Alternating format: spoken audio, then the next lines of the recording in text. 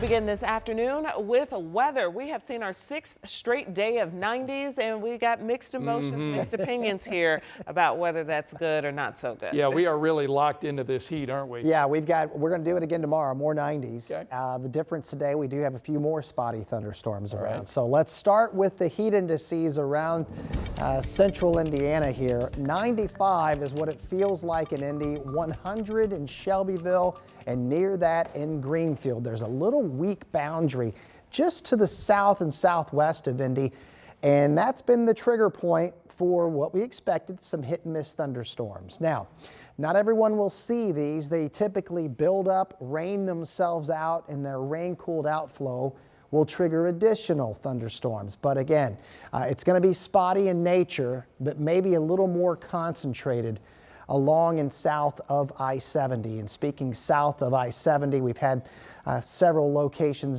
hit the mid-90s, even Muncie's at 93 degrees. Take in that moisture, and there you go. 102 in Terre Haute for a heat index, 100 in Shelbyville. This will require your attention if you have to be outdoors, okay? We're at 90 here in Indy at this hour. Heat indices will remain in the middle 90s through 6, 7 o'clock. Don't be surprised if your practices might get canceled or altered in some way in terms of location and time. Remainder of the afternoon will be near 100 degrees for a heat index, and the heat stress index will recommend anywhere from 15 to 30-minute breaks for every hour that you spend outside. That will get better about 9 or 10 o'clock, but we will do this one more day as we go into Friday. So we want you to know about those impacts, as we've been continuing to say here. Spotty thunderstorms, heat indices 95 to near 100. Hydration, AC as much as possible, and get indoors if you hear the thunder.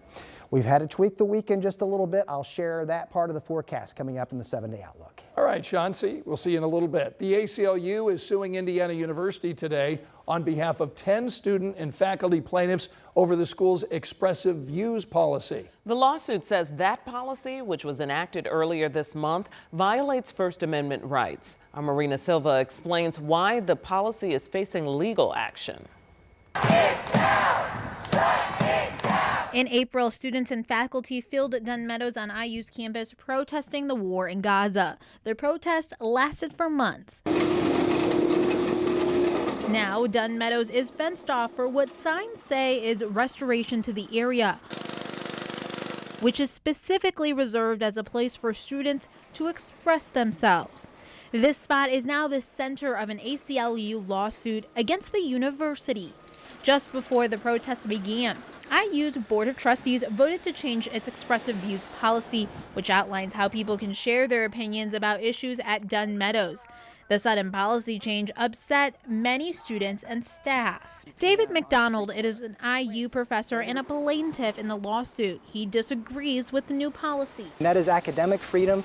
That's why students come here, so they can learn, they can debate, they can discuss. He takes issue with the restricted hours for expression. The policy says Dunn Meadows can be used between 11 p.m. and 6 a.m. Our free speech protections, they're not business hours protections. They are 24/7. The lawsuit that we filed today, however, is simply trying to push back against the hour constraints.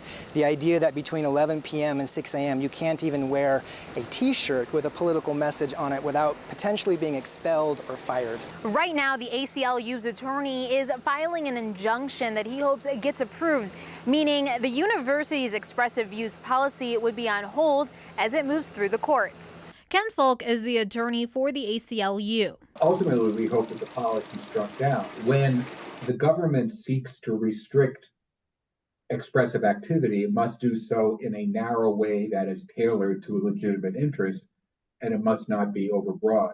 Along with the time restrictions, the plaintiffs who work for IU worry that under the new policy, any expression of their opinions could cost them their jobs. In Bloomington, Marina Silva, 13 News. An IMPD sergeant facing more than a dozen child exploitation charges appeared in court today. Javed Richards posted bond earlier this month. Now, as part of his release, the state recovered 5 guns and 3 passports from his home. He's also required to stay here in Marion County. Today, Richards told the judge he did not own additional weapons or passports and that he understood the conditions of his release. Javed Richards' trial is set for October 21st.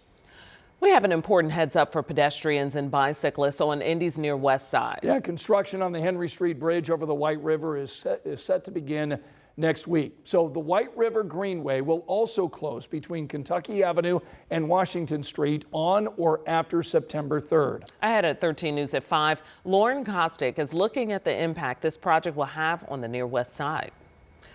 We're going to take a break, take a turn now. Let's look at traffic. Here's a shot of a slowdown, and looks like we have a semi-truck on the side. This is a look at I-65 near 30th Street. And we will try to see if we can get a little bit more information because it looks like we might be seeing a lane shift there as well. Some folks exiting the expressway. We'll look into that. Also, we want to show you how things are moving on the northeast side at I-69 and 82nd Street. It's smooth sailing in both directions. We'll keep an eye on things. Well, the FBI has released new information today about the assassination attempt against former President Trump. And while investigators have learned a lot, well, there are still many unanswered questions. Ryan Nobles with more on what comes next. In the weeks leading up to Donald Trump's rally in Butler, Pennsylvania on July 13th, the FBI says Thomas Crooks was scouring the internet for information on upcoming political events. In the 30 days prior to the attack, the subject conducted more than 60 searches related to President Biden and former President Trump. Crooks was searching for information on both the Republican and Democratic national conventions. He also searched for details on the Trump event, which took place close to where he lived. The FBI describes Crooks' planning as a, quote, sustained, detailed effort. Initially, Crooks' search history showed him looking for details around a wide range of political events before zeroing in on the Butler rally, which the FBI believes Crooks viewed as a target of opportunity. They also believe he acted alone. I want to be clear, we have not seen any indication to suggest Crooks was directed by a foreign entity to conduct the attack. But these discoveries have not provided much insight into Crooks' motive. The content on his accounts displayed a, quote, mixture of ideologies. The investigators also shared photos of the collapsible barrel on the gun Crooks used, as well as the backpack they found on site. They also showed the AC unit he used to climb on the roof. They believe he spent a little more than 6 minutes on the roof before being killed by counter-sniper fire. Right here, right on the roof. The FBI probe is one of many investigations into the assassination attempt. Earlier this week, members of the bipartisan congressional task force toured the site in Pennsylvania, promising to get to the bottom of what went wrong.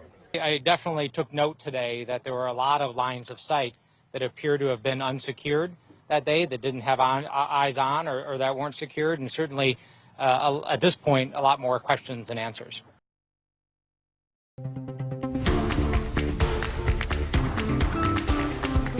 We're getting excited because the Indianapolis Colts kick off the regular season in just 10 days. Expectations really high with quarterback Anthony Richardson healthy. Dave Calabro was at the Colts complex today and has more on this team's confidence in QB1. Hi, everybody. The countdown to the season opener is on. 10 days away when the Colts face the Houston, a huge test on September 8th to get this season rolling. And for the second consecutive year, Anthony Richardson will be the youngest starting quarterback in the NFL at just 22 years of age. We saw limited activity from him in the preseason, but he appears to be ready to go for this opener. The coach says this team will have his back. I think it is, and it's true. You got a lot of weight on your shoulders at that position. I don't care whether you're a 10-year vet, second-year player, 22 years old. When you're a starting quarterback in the NFL, it comes with a lot of responsibility. And the way he's handled it last year with the injury, going through this offseason, and now going through a full season, there's a lot, and we all got his back. I mean, that's the deal, right? There's going to be highs, there's going to be lows. But we're expecting a lot more highs for sure because of his ability, and we're behind him 110%. So AR and the rest of the players will get 3 days off before the grind begins on Monday. And remember, 3 of the first 4 games are home games. This team has to get off to a fast start. At the Colts complex, Dave Calabro, 13 News. All right, thanks, Dave. And beginning Sunday, Colts fans may pick up free 2024 Colts schedule posters and For the Shoe car decals. This is while supplies last. Yeah, those posters and decals will be at the Colts Pro Shop at Lucas Oil Stadium, participating Central Indiana Toyota dealerships, hot box locations, and a variety of restaurants. You can see the entire list of participating locations by going to Colts.com/kickoff.